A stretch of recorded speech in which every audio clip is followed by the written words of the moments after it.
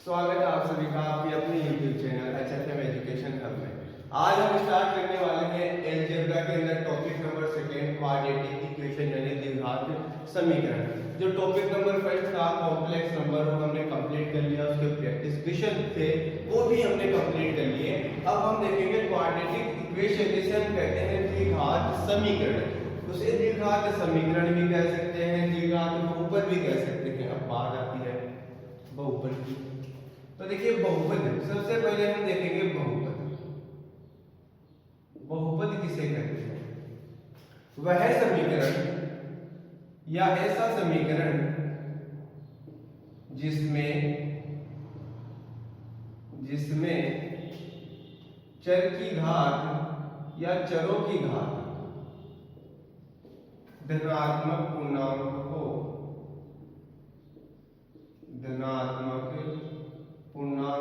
ऐसा समीकरण क्या कहलाता है? बहुपद कहलाता है।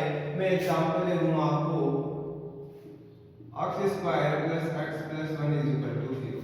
यहाँ देखिए x चर है तो यहाँ x की घात 2 है मतलब धनात्मक पूर्णांक, x की घात 1 मतलब धनात्मक पूर्णांक, मतलब ये बहुपद है। अब मैं आपको एक क्वेश्चन दूं, x square plus 1 upon x plus 1 is equal to 0, तो ये क्या बनेगा? x स्क्वायर प्लस x की power minus 1 plus 1 is equal to 0, ये बनेगा। अब समझिएगा, यहाँ तो x की घात धनात्मक पूर्णांक है मान के, लेकिन यहाँ धनात्मक पूर्णांक नहीं है और नहीं होने के कारण ये बहुपद भी नहीं। इतना आया समझ में? बहुपद की परिभाषा, बहुपद के पॉलिनोमियल की डेफिनेशन आई। आगे बहुपद हुआ बहुपद की घात। अब देखिए बहुपद की घात,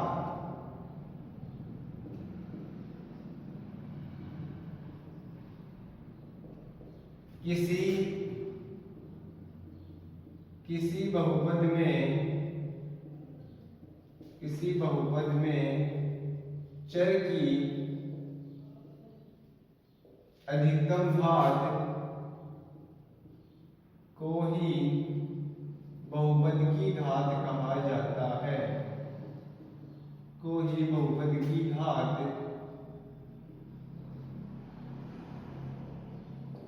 कहा जाता है। जो चर की अधिकतम घात है वही बहुपद की घात है। अभी जैसे मैंने आपको एग्जांपल दिया था x square plus x plus 1 is equal to 0, और एक और दिया था x स्क्वायर प्लस x की power minus 1 plus 1 is equal to 0। पहली बात, यहाँ चर की अधिकतम घात कितनी? 2, तो बहुपद की घात भी कितनी? 2। बहुपद की घात भी कितनी? बहुपद की घात कितनी?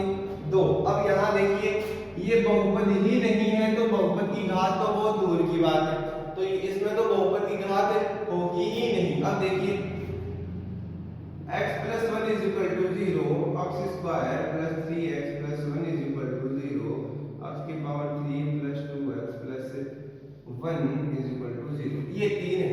ठीक है, यहाँ मैं लिख देता हूँ बहुपद की घात कितनी है, ठीक है, और यहाँ लिख देता हूँ मैं कि कैसा समीकरण है, कैसा समीकरण है, और यहाँ लिख देता हूँ कि इसके मूल कितने हैं। मूल कह दो, चाहे शून्य कह दो, चाहे रूट्स कह दो, तीनों बात एक ही है। मूल चाहे रूट्स चाहे शून्य। देखो x प्लस 1, x के चर की अधिकतम घात 1 मतलब इसकी घात 1। जिस बहुपद की घात 1 हो वह समीकरण रहता है रैखिक समीकरण। कैसा समीकरण? रैखिक समीकरण कहलाता है। x square plus 3x plus 1, चर की अधिकतम घात 2 मतलब बहुपद की घात 2। यहाँ आगे देखिए मूल, इस रैखिक समीकरण के मूल कितने होंगे? 1। रैखिक समीकरण का मूल भी कितना होगा? 1। चर की अधिकतम घात जब 2 हो, बहुपद की घात 2 हो, तो ऐसा समीकरण द्विघात समीकरण कहलाता है जो हम पढ़ रहे हैं। और समीकरण के मूल कितने होंगे? 2। समीकरण के जो शून्य होंगे वो कितने होंगे? 2। यहाँ अधिकतम घात कितनी है? 3, तो बहुपद की घात कितनी? 3, तो ये त्रिघात समीकरण कहलाता है। कितना? त्रिघात समीकरण कहलाता है, और इसके शून्य कितने? 3। अब आपको ये बात समझ में आई होगी कि जो बहुपद की घात है उतने ही क्या है, शून्य। या फिर इसको ये समझ लें कि x की जो अधिकतम घात है उतने ही क्या है, शून्य है, उतने ही मूल है। इतना समझ आया होगा। हम बात करेंगे केवल द्विघात समीकरण की, इससे ना आगे जाएंगे ना पीछे जाएंगे, क्योंकि अपना टॉपिक ही क्या है, क्वाड्रेटिक इक्वेशन, द्विघात समीकरण। इतना आया। आगे द्विघात समीकरण के मूल आपको पता चल गए कितने हैं, 2। लेकिन अब द्विघात समीकरण के मूल ज्ञात करने की विधियां, ध्यान रहे टॉपिक आप पूरा लगा लीजिएगा। द्विघात समीकरण के मूल ज्ञात करने की विधियां। पहला, द्विघात समीकरण के मूल ज्ञात करने की विधियां, ठीक है, गुणनखंड विधि। दूसरा, श्रीधर आचार्य सूत्र। श्रीधर आचार्य सूत्र। तीसरा, पूर्ण वर्ग विधि।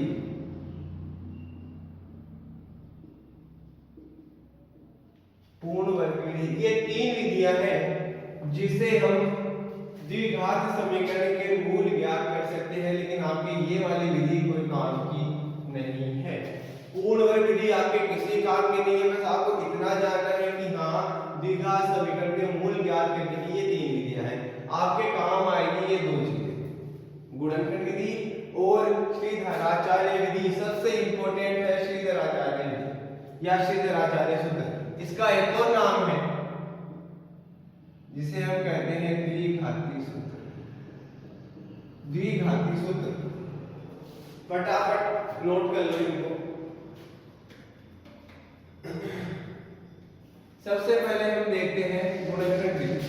उससे पहले आप द्विघात समीकरण के बारे में थोड़ा कुछ और जानो। द्विघात समीकरण की जो स्टैंडर्ड फॉर्म होती है वो होती है ax² plus bx plus c = 0, जहां a जो है वो है अक्ष स्क्वायर का गुणा, मतलब अक्ष स्क्वायर से गुणा होने वाला।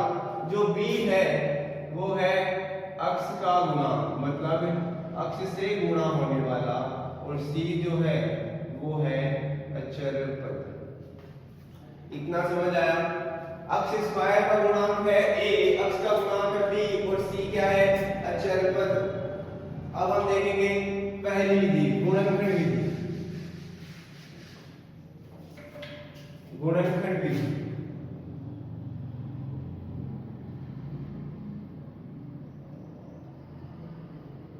कोई भी quadratic equation ax² plus bx plus c = 0 के रूप में हो और हमें इसके मूल ज्ञात करने हो।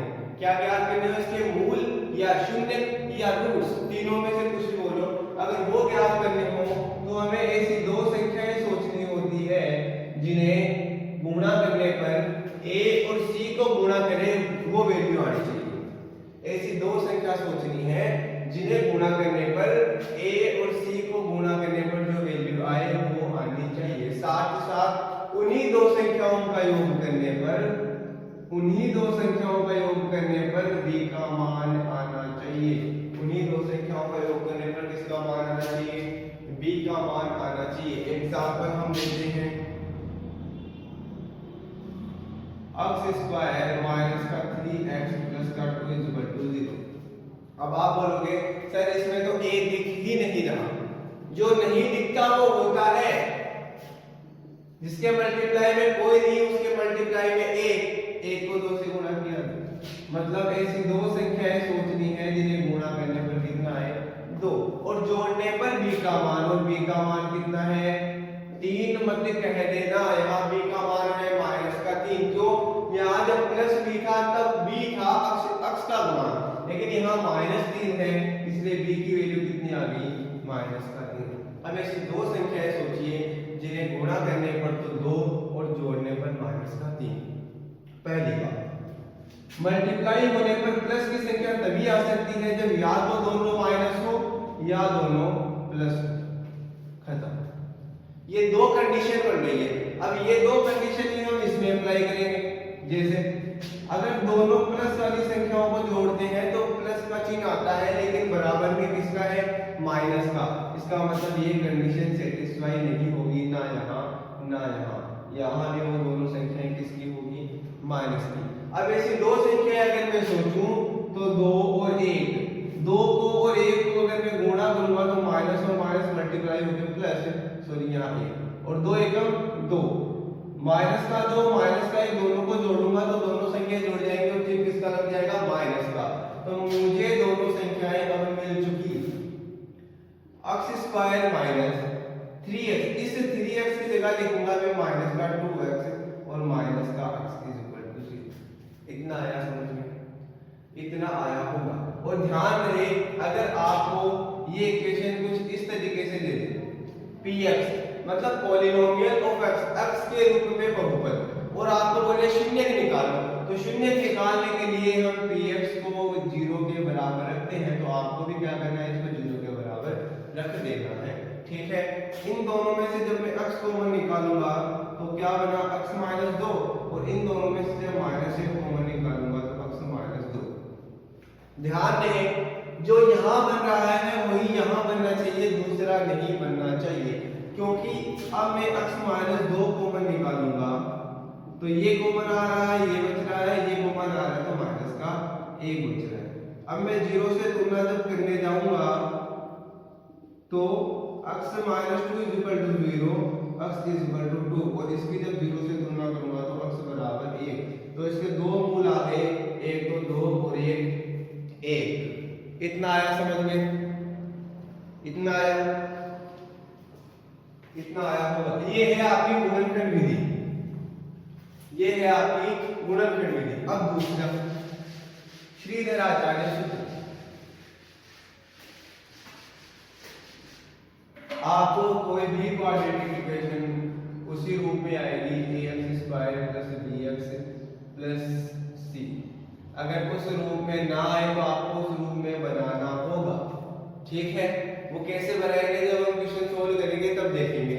यहाँ आप देखिए श्रीधराचार्य सूत्र होता है माइनस का b प्लस माइनस, पहले इक्वेशन लिखने में आप बोलोगे सर b a कहां से आ गया, समझ में नहीं आया, under root b square minus 4ac upon में 2a, जहां b क्या है, x का गुणांक, a क्या है, x स्क्वायर का गुणांक, और c क्या है, अचर पद। सभी की वैल्यू आप रखकर आराम से सॉल्व कर सकते हो, कोई दिक्कत वाली बात नहीं होनी चाहिए। जैसे अभी मैंने एक एग्जांपल लिया था, x स्क्वायर माइनस का 3x प्लस का 2 इज इक्वल टू 0। यहाँ a बराबर था 1, b बराबर माइनस का 3 और c बराबर 2। इस इक्वेशन में रख दो x बराबर माइनस तो फॉर्मूले से है और b खुद किसका है, माइनस का, plus minus under root b square minus 3 का स्क्वायर माइनस 4ac अपॉन में 2a। x is equal to minus और माइनस मल्टीप्लाई होके प्लस 3 प्लस माइनस माइनस 3 का स्क्वायर कितना, 9, 4 दूने 8, 8 एकम 8 मतलब 9 माइनस 8 बटे 2। x बराबर 3 प्लस माइनस 9 में से 8 गए तो 1, और 1 का अंडर रूट 1 बटे 2। अब इधर देखो प्लस से लेने पर प्लस जब लोगे तो x बराबर 3 प्लस 1 बटे 2 कितना आया, 4 बटे 2, 2 एकदम 2, 2 दूने 4, x बराबर कितना आ गया, 2। इतना आया। अब देखिए माइनस लेने पर, माइनस जब लेंगे तो x बराबर 3 माइनस 1 बटे 2, x बराबर 2 बटे 2, 2 से 2 गया, x बराबर 1, तो एक मूल तो आ गया 2 और दूसरा मूल आ गया 1। देखिए इक्वेशन वही है, मूल भी वही है, बस मूल ज्ञात करने की विधियां अलग अलग है। इतना समझ आया? और विधियां में इंपॉर्टेंट नहीं है, कोई जरूरत नहीं है, इसी को आगे लेके चलेंगे श्रीधराचार्य सूत्र में। इतना आया आपको? आगे देखिए, इसके अंदर जो, इसको हटा देता हूं मैं,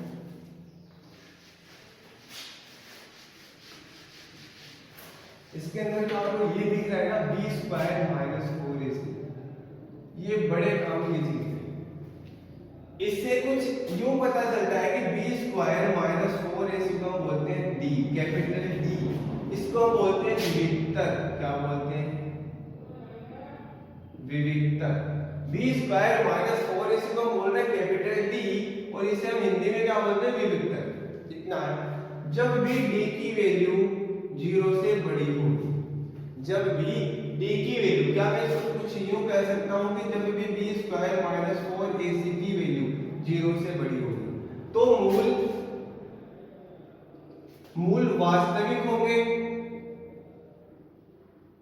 मूल वास्तविक होंगे और असमान होंगे। आप इसमें टॉपिक लगा सकते हो ऊपर अलग से, मूलों की प्रकृति। अलग से टॉपिक क्या लगाओगे? मूलों की प्रकृति।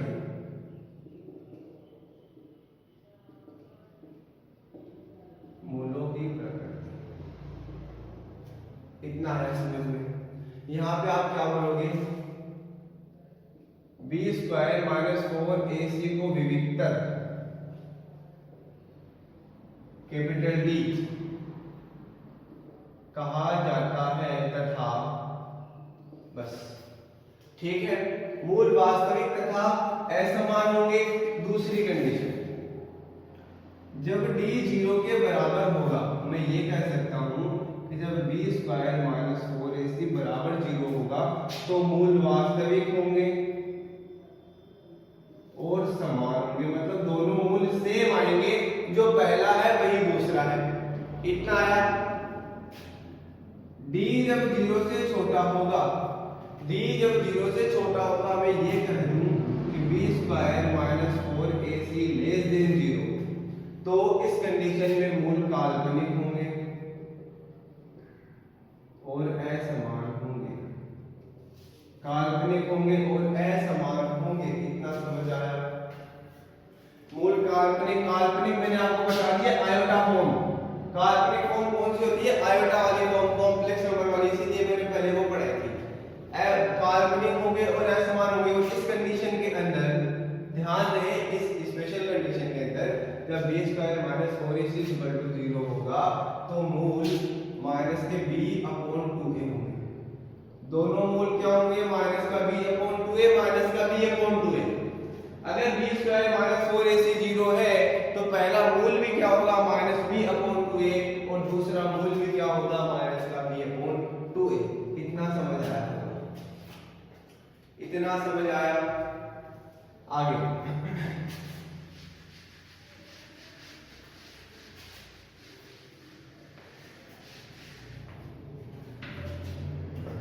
नोट लगा के लिख लो। नोट, किसी द्विघात समीकरण, किसी द्विघात समीकरण ax square plus bx plus c में यदि a plus b plus c बराबर 0, यदि a plus b plus c तीनों को जोड़ने पर क्या मिल रहा है? 0 मिल रहा है, तो पहला मूल 1 तथा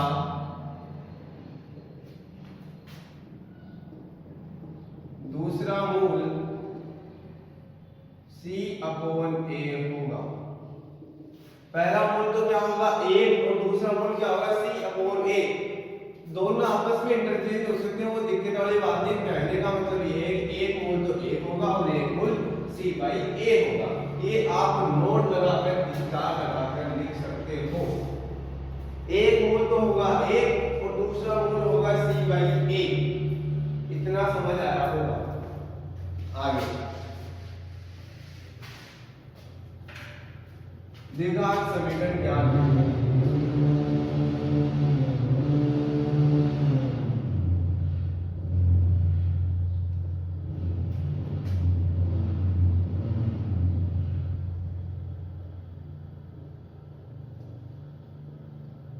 द्विघात समीकरण ज्ञात करने के लिए एक सिंपल सा फॉर्मूला है।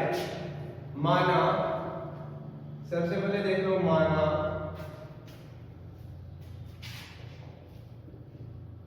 द्विघात समीकरण का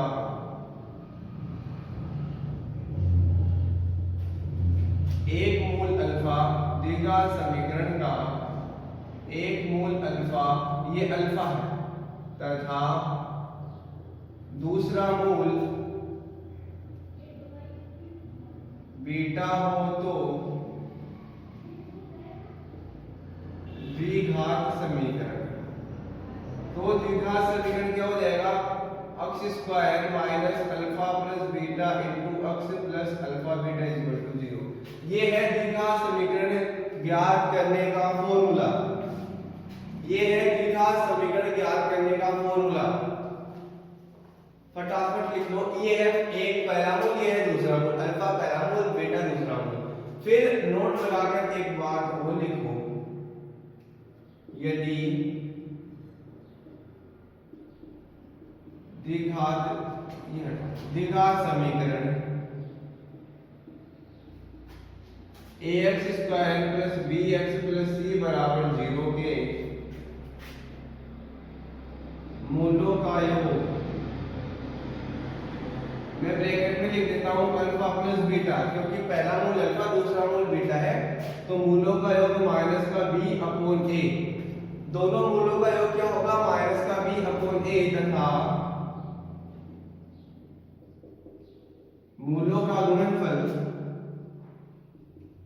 तथा मूलों का गुणनफल c अपॉन a होगा।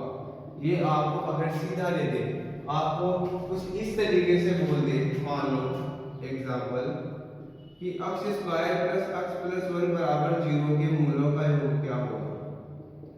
के मूलों का योग क्या होगा? तो आप पहले इसके मूल निकालने बैठोगे? नहीं, आपको सीधा बताया हुआ है कि मूलों का योग क्या होगा? माइनस का b अपॉन a। माइनस की जगह माइनस b की वैल्यू 1, a की वैल्यू 1, मतलब मूलों का योग कितना होगा इसका? माइनस का 1। इसी तरीके से आप इसके मूलों का गुणनफल भी निकाल सकते हो। तो ये वाली यहां तक आप नोट कर लो फटाफट। वीडियो को पॉज करके आप इसको आराम से नोट कर सकते हो, ठीक है? इतनी देर में मैं इसको हटा देता हूं। खत्म, पैसा हजम। आगे देखो,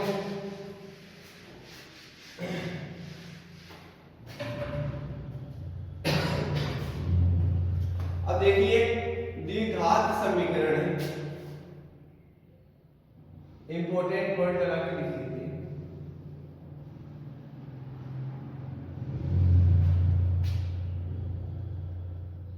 द्विघात समीकरण a1 अक्ष प्लस b1 अक्ष plus c, sorry a1 square plus b1 अक्ष plus c1 is equal to 0, तथा यहाँ लिख लो 2, तथा a2 अक्ष स्क्वायर प्लस b2 अक्ष प्लस c2 बराबर 0 हो तो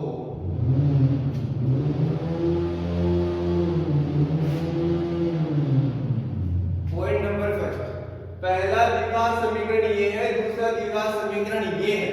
तो दोनों मूल, इसका इसके दो मूल है, इसके दो मूल है, प्रत्येक मूल, दोनों मूल उभयनिष्ठ होंगे, उभयनिष्ठ होंगे यदि दोनों मूल, मतलब इसका जो पहला मूल है वही मूल, पहला मूल इसका है, जो दूसरा मूल इसका है वही दूसरा मूल इसका है। तो दोनों के एक एक मूल, दोनों मूल हो गए, या ऐसे लिख लो प्रत्येक मूल,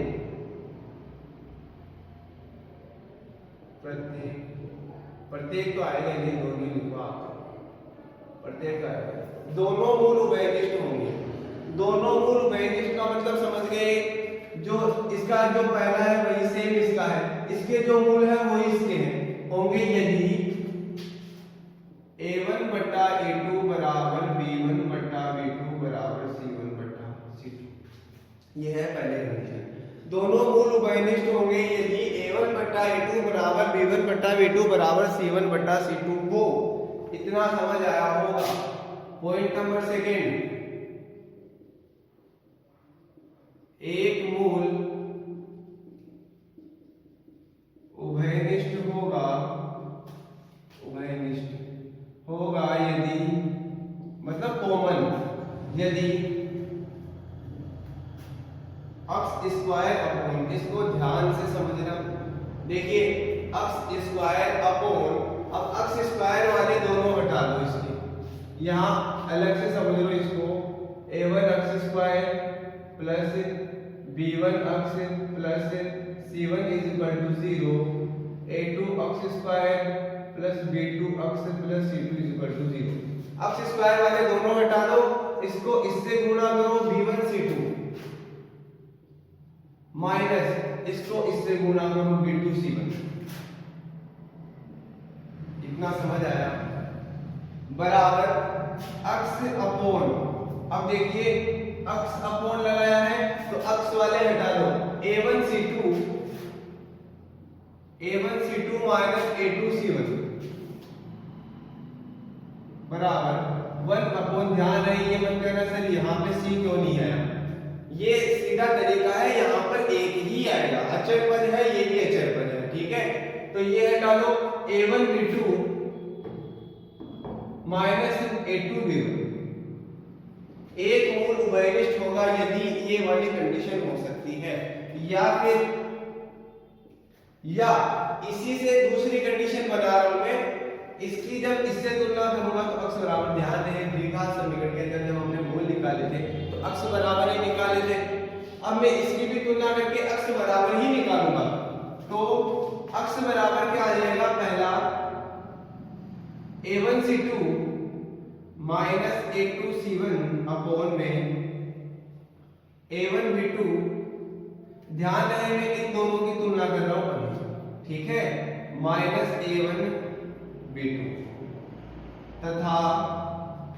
तथा अभी इन दोनों की तुलना की है, अब तुलना करूंगा इन दोनों की, अब तुलना कर रहा हूं इन दोनों की, जब इन दोनों को बराबर रखूंगा तो इसको तो भूल जाओ, x से x कट गया, यहाँ क्या है x, इधर भेज दो इसको, x बराबर b1 c2 माइनस का b2 c1 upon a1 c2 minus का a2 c1, इतना आया समझ में, इतना आया, ये हटा क्योंकि दोनों x के बराबर निकाले हमने। अब देखो तीसरी कंडीशन बना रहा हूं मैं, कंडीशन नंबर बन रही है तीसरी, या इन दोनों की तुलना करके x के बराबर में ये निकाला, इन दोनों की तुलना करके x बराबर ही में ये निकाला, क्या दोनों बराबर है, क्योंकि ये भी x के बराबर और ये भी x के बराबर, इतना समझ आया। अब देखिए ये दोनों x के बराबर है तो दोनों को जब मैं बराबर करूंगा, इसको इससे गुणा, मतलब a1 c2 minus a2 c1 का whole square is equal to b1 c2 minus का b2 c1, यहां क्या आएगा a1 b2 माइनस का, सॉरी a1 b2 यहां गया क्या, इसकी इससे a2 c1, इसकी जब इससे तुलना की तो ये आया, इसकी जब इससे तो a1 c2 माइनस का a2 c1 upon a1 b2 a2 b1, यहाँ पे सॉरी a2 b1 आएगा, a2 b1 आएगा, ठीक है। तो यहाँ देखिए a1 b2 माइनस का a2 b1, ये बन गई आपकी तीसरी कंडीशन, ये बन गई तीसरी कंडीशन, इतना समझ आया, यहां तक समझ आया, ध्यान रहे ये कंडीशन इंपॉर्टेंट है, एनडीए में टारगेट की जाती है, ये बताने का इसलिए मकसद ये है कि यहाँ से क्वेश्चन एनडीए में टारगेट किया जाता है और पूछा भी गया है, जब प्रैक्टिस करेंगे तब हम जरूर बताएंगे, इसको फटाफट नोट कर लीजिए, इतना समझ आया। तो आज के जो बेसिक कॉन्सेप्ट है वो कंप्लीट होते हैं, आज के लिए केवल इतना ही, कल आएंगे मजेदार प्रैक्टिस क्वेश्चन के साथ और सोल्व करेंगे, अपने डाउट है वो क्लियर करेंगे। आज के लिए केवल इतना ही, वीडियो को देखने के लिए धन्यवाद।